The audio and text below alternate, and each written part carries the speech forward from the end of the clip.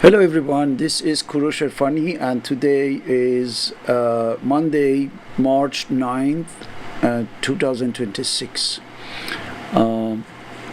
Let's catch up with the news. We have had President Trump appearing as the one who announced that the war is going to be short and most probably ended very soon. We don't know exactly when. He didn't say because, as you know, he doesn't have any sense of the words. He talks too much. He doesn't have really any idea about the meaning of the words. For example, let me show you something very interesting. I made it a kind of tweet today in order to show that what is the lovely relationship of Trump with the English language. As you can see here, he said, US has won, but we haven't won enough. Right? So this is the way that you can make English language very bad, as you can see.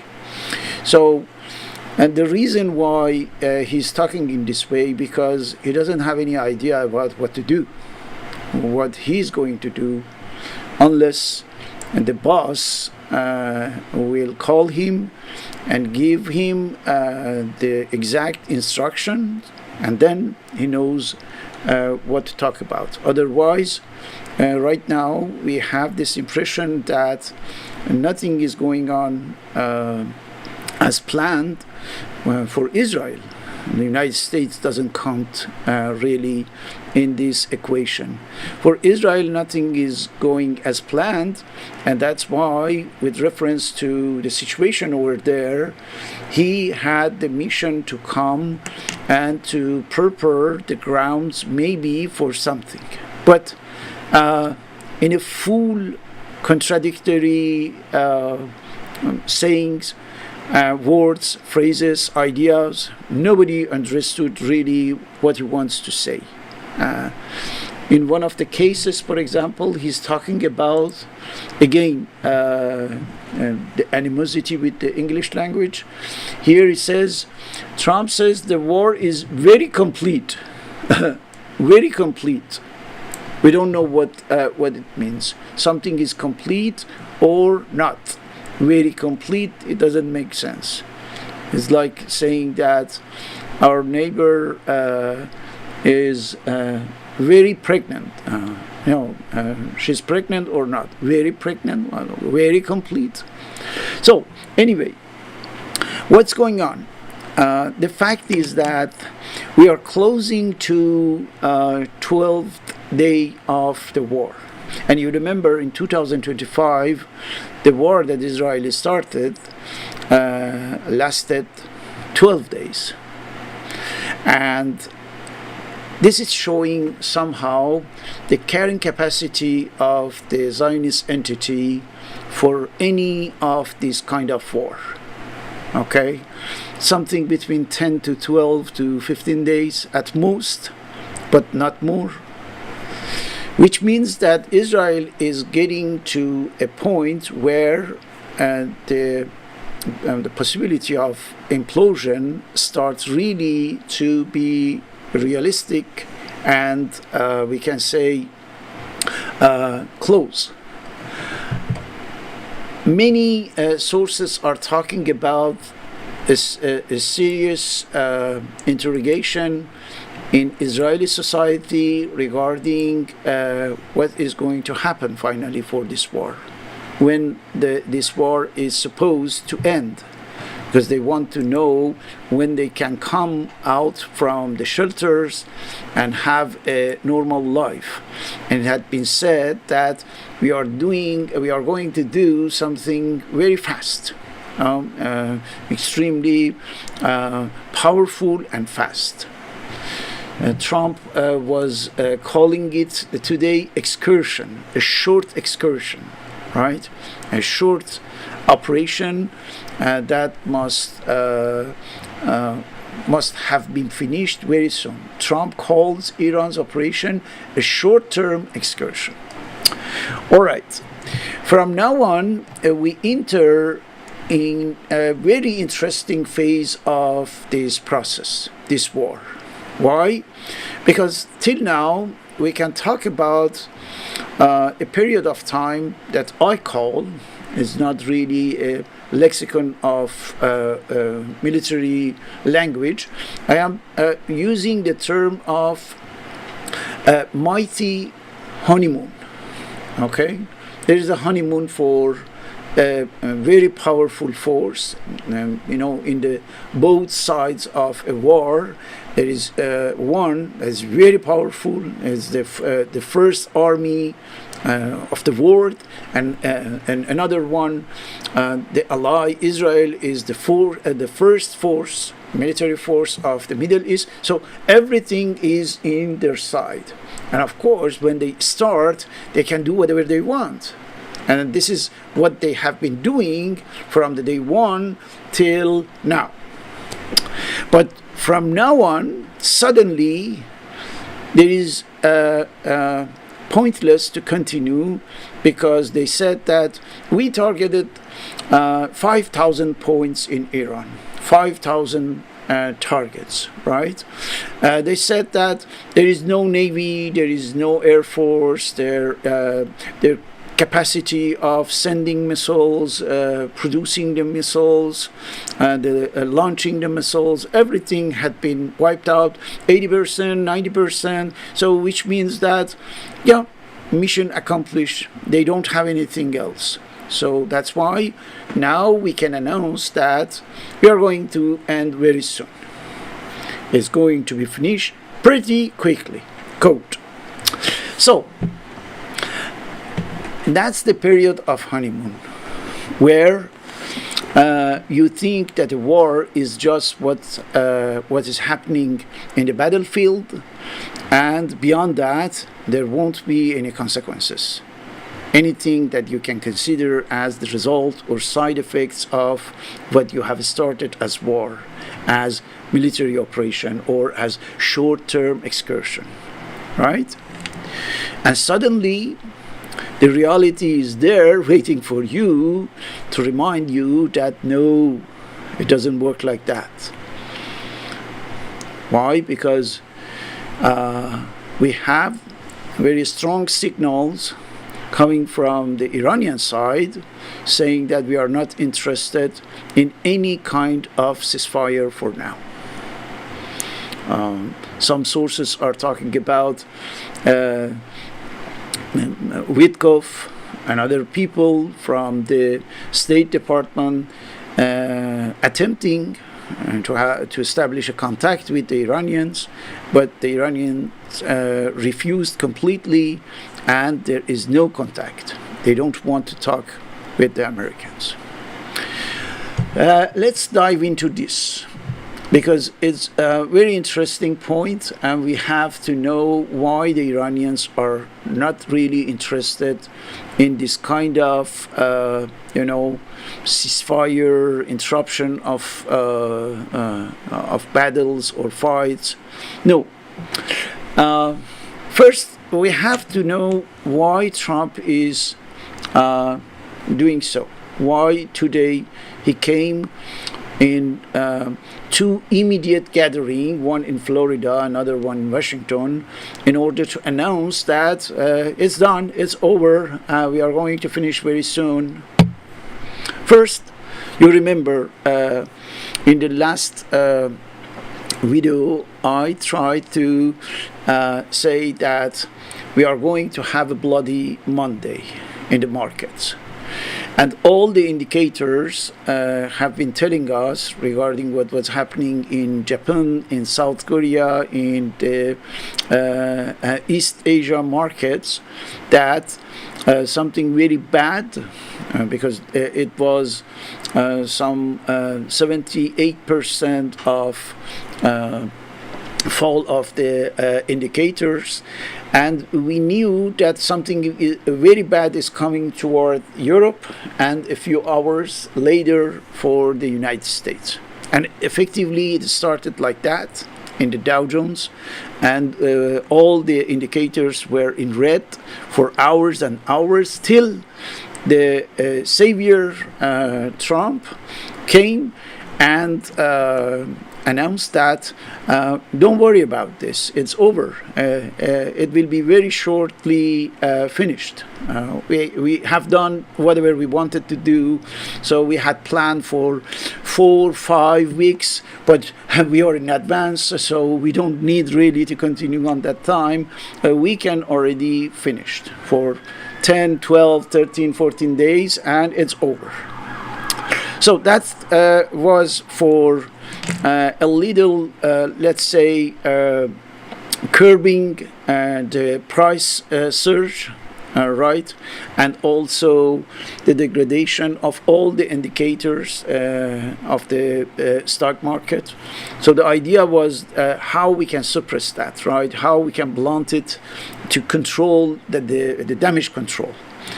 So that was the first objective of Trump, to come and to say these nonsensical, completely contradictory things.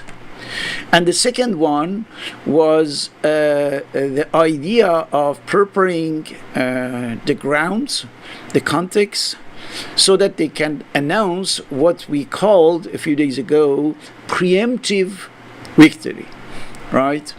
Coming and say that I told you yesterday or 2 days ago that it's almost done. Now it's done. It's finished. It's over. What's the objective? The objective is how we can save ourselves from entering a long-term, disastrous, catastrophic war.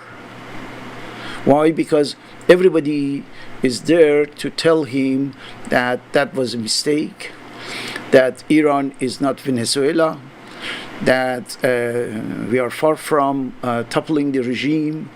There is no regime change. We killed Khamenei, we get another Khamenei.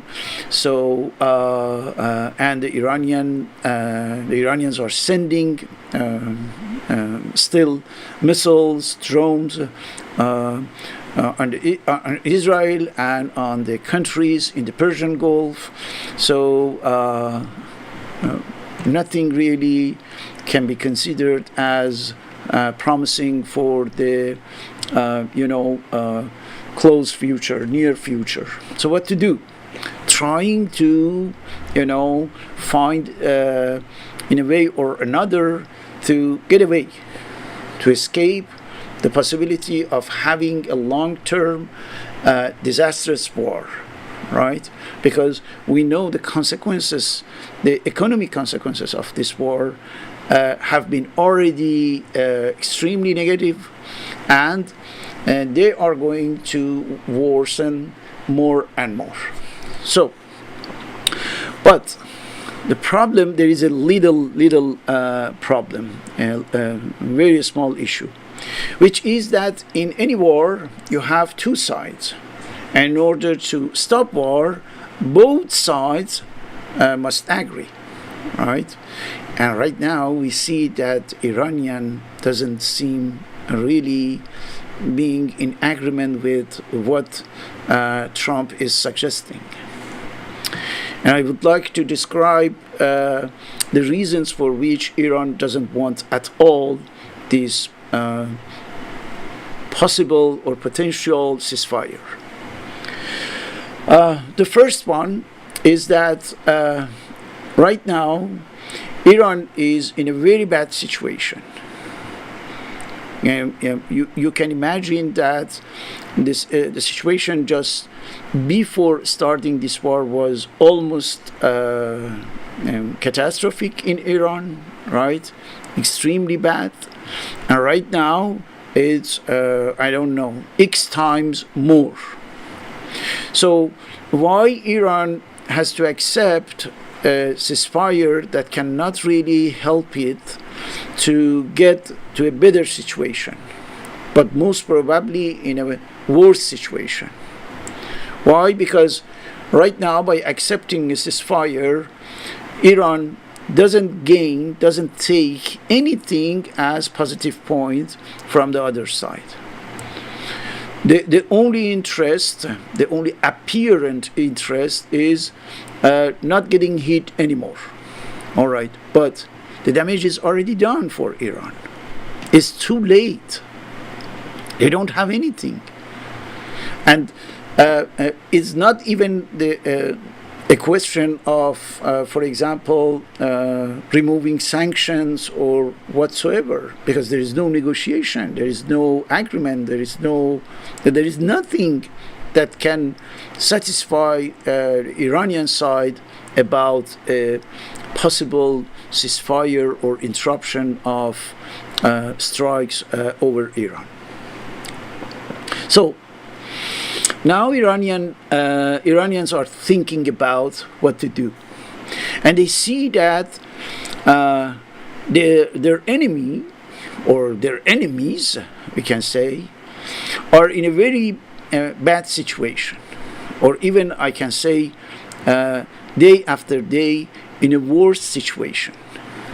Why? Because, as I told you, the capacity, the carrying capacity, the maximal capacity of Israeli society as an entity, as a country, to for a war of attrition, it's something around 10 to I don't know. For example, let's say 2 weeks, 14 days.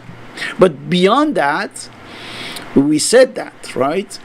I mentioned in several videos last week that we are talking about a society on the verge of implosion. There is the problem of Gaza. There is the new massacre in the West Bank. There are huge tensions between the Israeli Arab and the Jewish Arab and the Christian Israeli. In Israel, there is no future for Israeli society as a society without war, right? And the elections are coming. Netanyahu's political career is completely at risk, and the far right is in a very fragile situation. So, and nothing is going well for the Israelis within the Zionist entity. So they are in a very bad shape. And here in the United States, the Americans are now in front of this reality that nothing is going in the right direction for the economy, and later, because of the economy, in the American society. And we are talking about a country that is going to have a very major, important elections, November midterm elections, where there is the perspective of the Democrats taking the control of the Congress and impeach President Trump.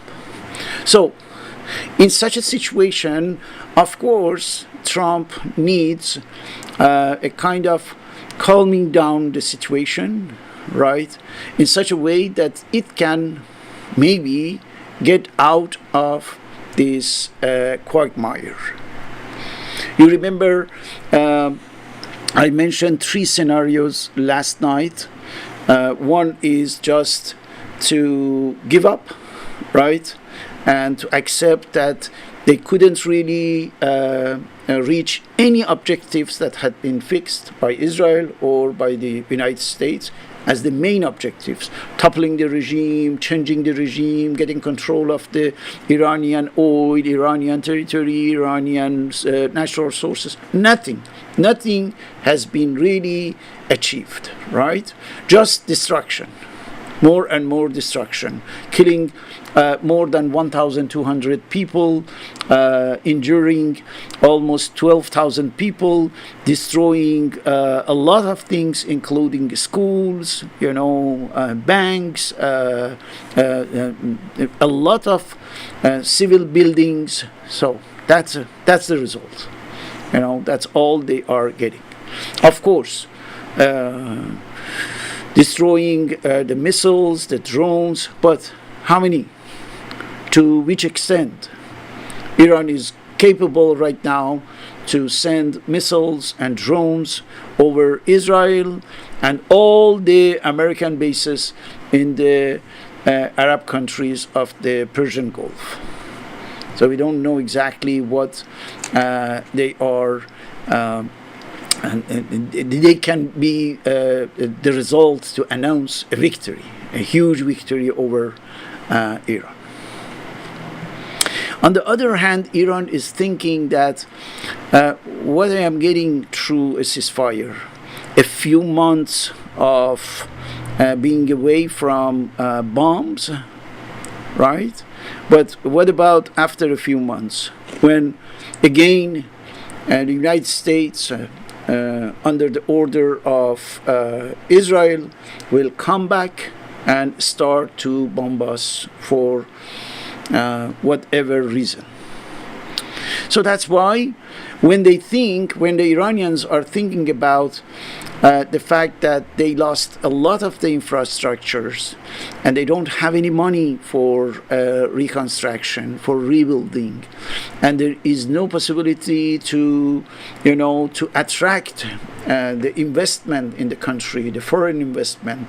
So that would be a extremely weakened Iranian regime, Iranian government, and because it cannot really answer to the basic needs of the society, very soon it will be at risk, inside, through the same thing that we saw a few months ago, economic protests, social protests, financial issues, and inflation, hyperinflation.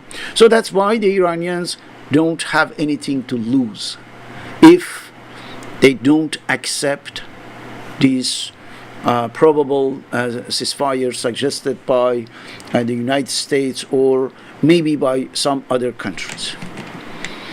But on the other hand, the Iranians have a lot to gain if they continue the war. Why? Because by doing so, they are putting several entities, several layers at risk. Let's see what is exactly at stakes. What could be in the balance if the Iranian regime continue the war. First, for the United States, it will be a real international disaster.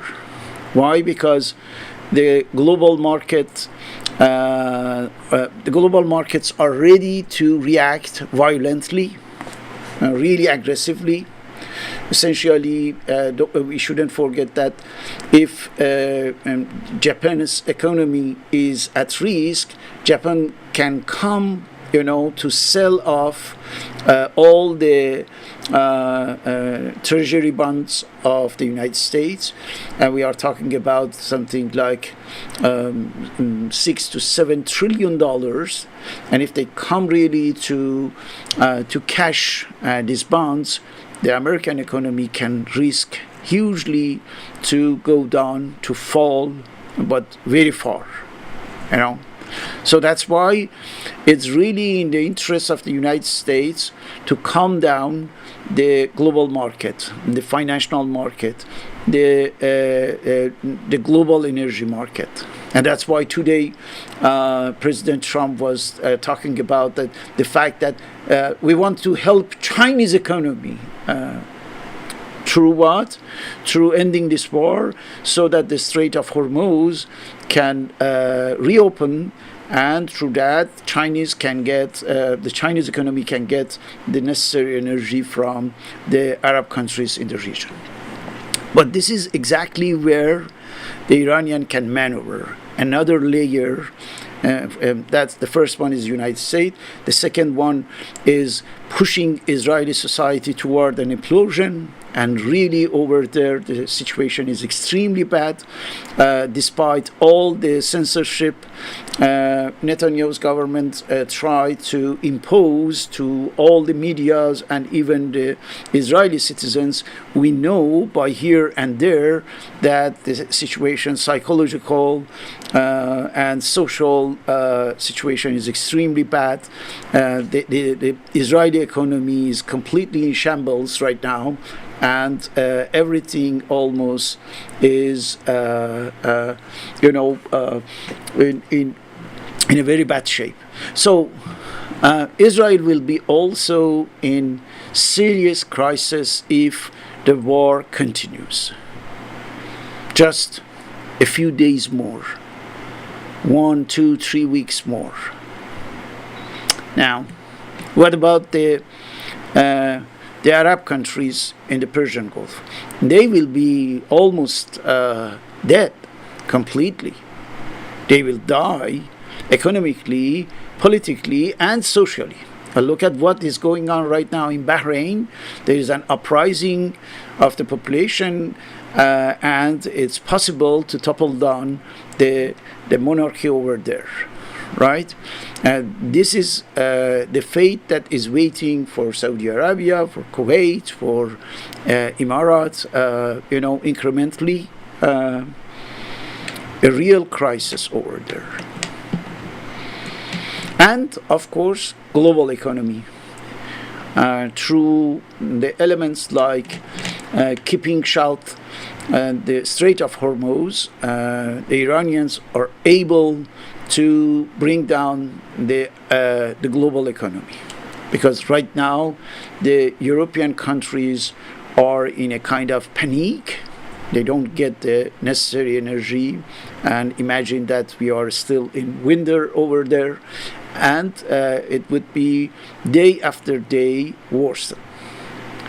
So that's why we can see that beside this rhetoric of huge victory of the United States, the most powerful army, all the nonsensical things that President produced today, suddenly after that he posted on social media something that could be extremely meaningful. Let me show you. Here, President Trump is threatening. He is threatening Iran by saying if Iran does anything that stops the flow of oil within the Strait of Hormuz, which is the case right now, they will be hit by the United States of America 20 times harder. 20. Not 19 times harder, 20 times harder. All right? Than they have been hit thus far. Additionally, we will take out easily destroyable targets that will make it virtually impossible for Iran to ever be built back as a nation. Okay?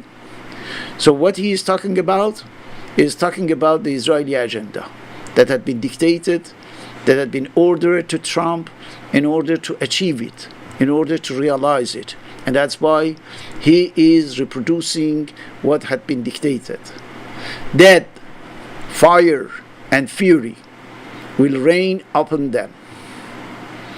So, now we can have a better reading, a better lecture of what is going on.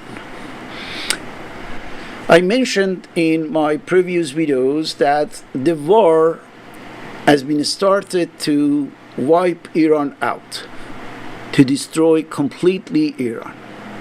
So anyone can imagine anything else most probably is doing a huge mistake.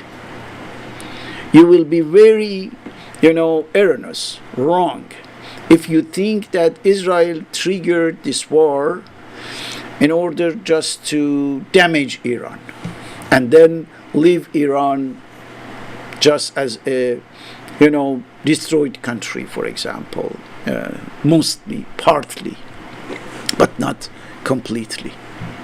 No. If you think so, it means that you don't know yet what kind of entity is Israel. An entity that had been created in order to put an end to any kind of civilization on earth.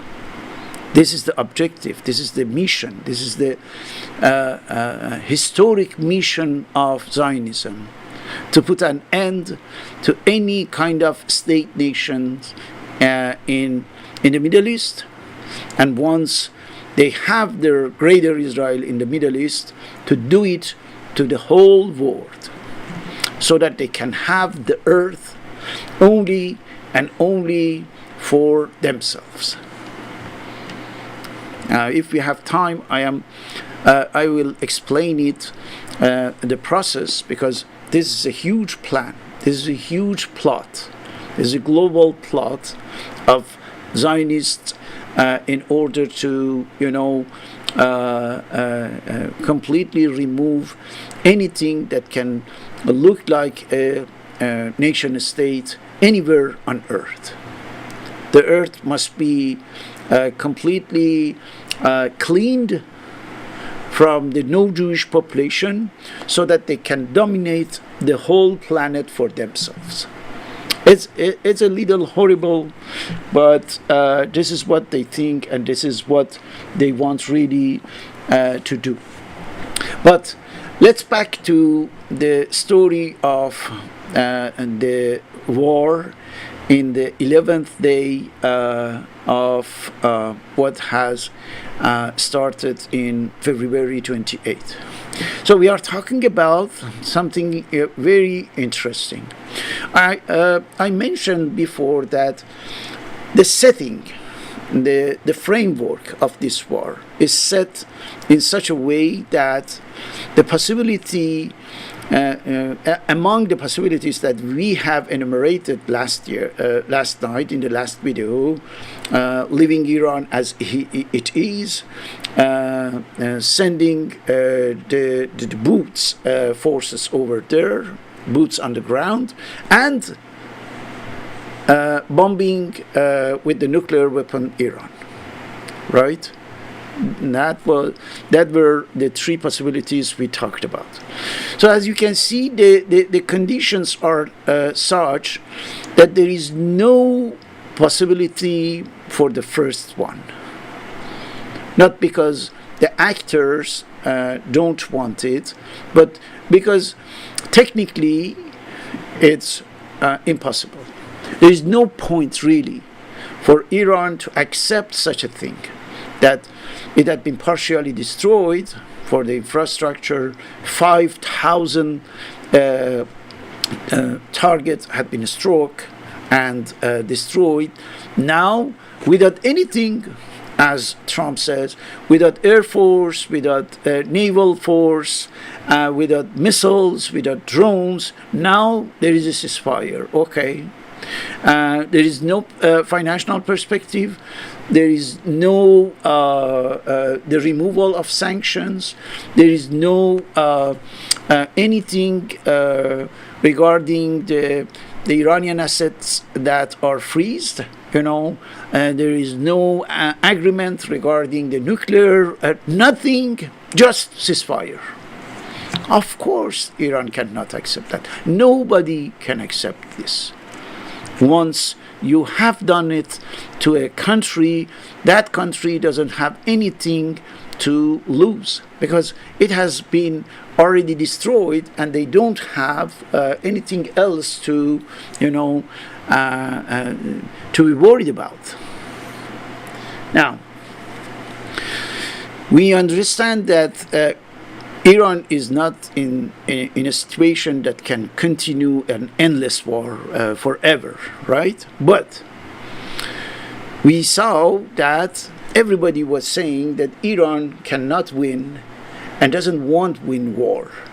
You cannot win with, just that amount of military force, American army, Israeli army. That's impossible, mathematically impossible. But what you can do is to bring them in such a quagmire, right? In such a bad situation where they are going to have a real nightmare from this step and after war.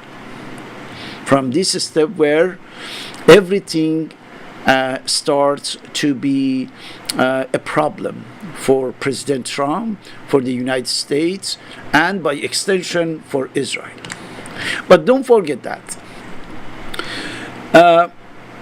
In the core of this issue, we have Israel, which is right now in a very apocalyptic attitude, in apocalyptic mood. Okay? Because based on their beliefs, ideological and religious creeds, they think that right now they are at the end of time. And the end of time is when they have just to spread more and more wars, killings, and chaos, so that God, I don't know, God or someone coming from God, comes on earth and save them. Save only and only them. It's who? It's the God's chosen people, right? That's all. If there is, I don't know what or who coming for them, it's not for us, it's not for saving us, no. It's only for them. So in order to be saved completely and dominate the earth, and most probably because some of them believe really that the Jews will be put in a kind of spaceship, and they will be brought to another, I don't know, planet or something, just pure insanity coming from the cavemans that invented this kind of a story and lasted till now. So for Israel, getting to a point where there is a real global disaster, it's okay. Not only it's okay, it's the objective. Think about that. This is what Republicans and the American supporters of Israel cannot understand. They cannot see from this angle the things. They think that they are getting something good because America will become, the first world force, or I don't know what. But Israel is bring the United States in a pathway that is extremely dangerous for the entity and the existence of the United States. But Israel doesn't care, because this is what they want. They want to spread chaos. They want to spread wars, conflicts, slaughtering, genocide, so that the situation becomes such on earth that God's arrives and save them. I have several production, like the articles or programs, where I talked about the pure, huge nihilism that you can find in Zionism. There is nothing, they don't have anything as ideal. There is nothing constructive. They are not looking for creating a better world, creating a world of peace and prosperity, nothing as such. only and only, the emotion and the motivation through killing, through destroying, through burning the children alive, in Gaza, killing 800,000 people over there. This is the only thing that can give them the motivation so that they can be always on the run, right? Now, with such a situation, we are going to have from almost tomorrow, we can say, a new phase of this war. Why? Because for sure Iran won't let the Strait of Hormuz getting open, getting secured, as President Trump wants it. It's impossible to have that because the Iranian doesn't have anything but that, right? They have still missiles, drones to launch, over the Israel or some other countries. But for sure, they keep the capability to make impossible any passage of ships over the Strait of Hormuz. So here in this tweet, you saw that it's a matter of what? It's a matter of what is going on for Iran, what will be going on for Iran if Iran doesn't let the Strait of Hormuz, reopen. So look at the stage of the war from the second phase. So we are going to have an escalation very soon, more and more bombing, more and more killing, and here he's just reproducing the exact narrative of Netanyahu and Israelis, according to which we have to do something to Iran so that this country can never become Iran, okay? Can never be able to, Iran to ever be built back, and never can be rebuilt or reconstructed. Impossible to do so. Right? Which means that not only we will erase everything, but also we will destroy completely the sources from which you can get something to reconstruct your country, including oil installation, gas installation, and anything that we can consider as infrastructure. You remember I presented this scheme where we saw that they start by leadership, Khamenei, then system essentials, they did that. Now they are in this phase, infrastructure. So once they destroyed completely infrastructure, because President Trump today talked about maybe we have to bomb the different regions, the different groups, people. So people means population here, you see. So they are bombing not only the infrastructure, but very soon, and I am pretty sure that Israel will be an avant-garde, it will be a pioneer for that, bombing the population. This is exactly the Gaza doctrine, Dahia doctrine, removing completely the population in a region by bombing them, by starving them, by not letting entering any food, water, or medication or whatsoever. This is what they are going to do. That's the Israeli plan executed by Trump through the Epstein file. Don't forget that, right? On the other hand, you I mentioned yesterday that the second scenario was sending something like 500,000 people, soldiers, into Iran, so that they can do what exactly? We don't know, but that's the objective. That's the objective to, to create the conditions in which the United States is going to have a huge number of casualties, in such a way that to get away with this number of casualties, at the end of the day, Israel puts the United States in a situation where there is no other option but just nuke Iran, right?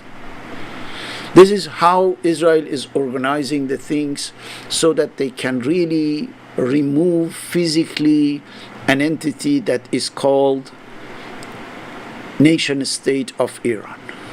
That's the objective. And Israel needs that. Israel needs absolutely, because in order to impose this very bad situation to the Israeli population, which, don't forget that 85% of them are okay with attacking Iran, in order to give them this historic gift, the unbelievable result, and Israeli has really to get the United States bomb, nuke Iran, actually, bombing with the nuclear weapon. So all of this in the phase 2, and the phase 3 is the end of the thing, using the nuclear weapon in Iran, which will be, you remember I said, the starting point of the World War III, with the participation of all the nuclear powers across the world. That's for sure. I don't have any doubt about this, because France, as another nuclear power, is entering in Persian Gulf and in that area, which means that from now on, for Russia, for China, there is a justification, because it's not anymore the war of the United States and Israel against Iran, but is somehow the war of NATO, right? Or the nuclear power. And the United Kingdom is giving a lot of possibility to the Americans to use its air bases and so on. So, which means that we are already in the frame of a global conflict. As you know, today there was a phone call between Trump and Putin. They talk about this and that, and afterward, in the aftermath of this conversation, Trump came up with this solution that is everything but a solution. So that's why the people are talking about the contradictions, the inconsistency, and impossibility of having an easy end for this completely erroneous, miscalculated war. Now, let me bring our discussion toward a conclusion. Once you are in the logic of a complete wrong process, we can use the famous chaos theory to explain how this process will be going on and will result in what exactly. The chaos process explained that the intensity of chaos in a system can go up, of course, normally, and when you make more and more, let's say, errors, mistakes, miscalculations, you are intensifying this process. So it's not a normal, let's say, normal course of intensified chaos in the system, but you have the surge for that, and you have the peak, and suddenly the amount of chaos is such that the system cannot really bear with that. And from that moment, you are going to have the qualitative change, the huge modification that is that are not really in the control of whoever. So this is what it can happen very soon if Trump cannot really walk back for what he started under the orders of Israel, and because of the Epstein file, among other things, something very bad is going to happen. And let me explain it in just a few minutes. So, economically, we know now that in the first week of this war, just 7 days, we lost, we means financial markets across the world lost something equivalent of $6 trillion. And almost $4 trillion belong to only the US markets. Okay? And we are talking about trillion, $6 trillion, $4 trillion for the United States, $2 trillion for other markets across the world.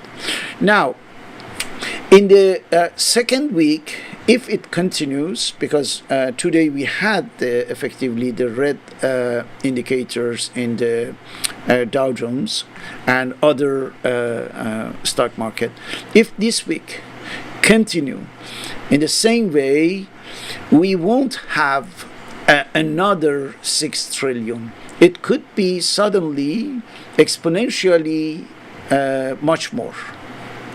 I don't know, 10 trillion, 12 trillion, or much more.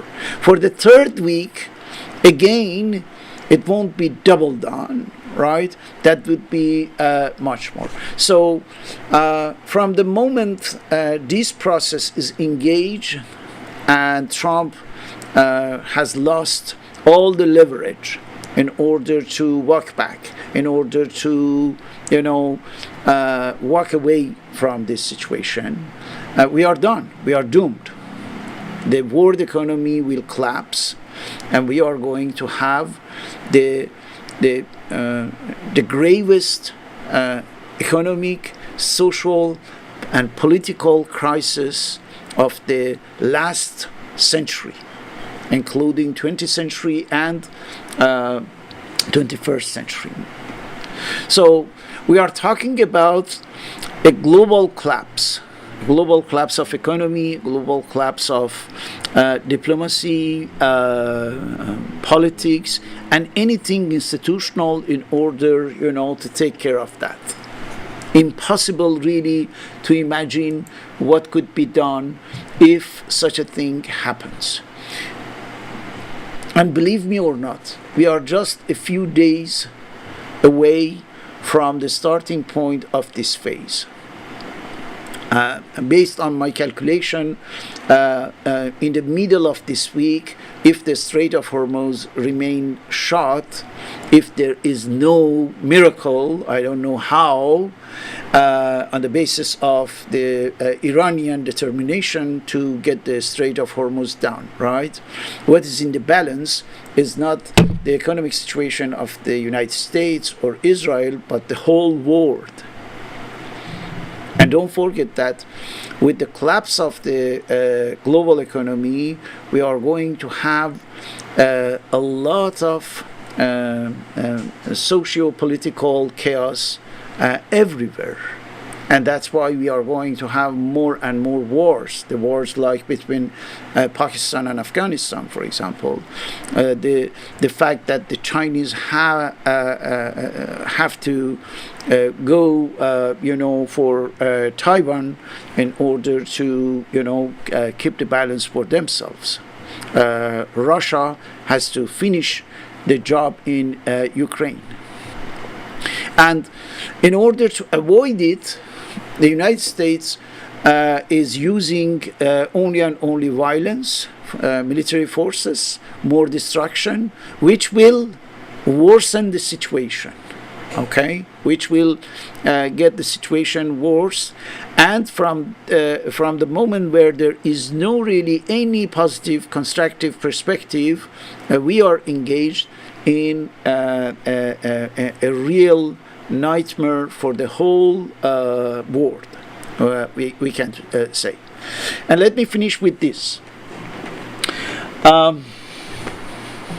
While we are talking about this scenario in terms of something horrible, horrific, as I told you, for the Zionists, for those who are waiting for the apocalypse, this is like a music to their ears, right? Because this is what exactly they are looking for. And this contradiction, on the one hand, the whole world trying to see how they can get their head, out of water, and on the other hand, a little nefarious community that is set to destroy the planet so that the God can come and bring them elsewhere. This contradiction, this discrepancy will be the key, to understand what is going on, right? And what will be going on in the future. So that's why I think, even though we can rationalize as much as we want in order to understand, the intricacies of this configuration that is going to be extremely problematic, we must account for the fact that there is one element which is in the core of the whole thing, is in the center of that doesn't follow any rationality regarding what is going on. You see the discrepancy? You see how we are somehow, as the human beings, as the citizens, how we are neutralized almost completely and become impotent when we know that those who have extremely nasty intentions in their mind have all the tools to destroy everything, including nuclear weapons. So I invite you to take into consideration this discrepancy, that rationalizing the things is one thing we can do. There is no limit for that.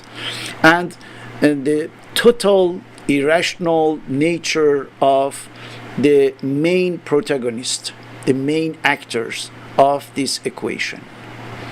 And the fact that those who are fully irrational, insane, crazy, they have all the tools to destroy the whole population that wants to think rationally or wants to act rationally. And that's the most misfortunate reality and fact that we are facing. That all this absolute majority of, let's say, rational part of humanity doesn't have any real tools, right? Any leverage. And this minority of irrational and completely fool and crazy, they have, this minority has everything, but absolutely everything to destroy our planet. And this equation is now has been shaped for, decades. Now it's very, very late to change it completely. The only hope that we can have is that during the course of this misadventure they organized, they set up, there would be something, one of these steps that can really stop them in a way or another.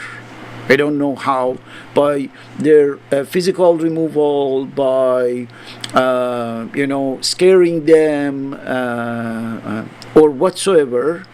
At a given moment, at one of the steps of this long, destructive, annihilating process, suddenly some elements I saw it in the social media, some people lost completely hope that we can do something, and they are hoping the aliens come to do something. So there is no aliens that can help us.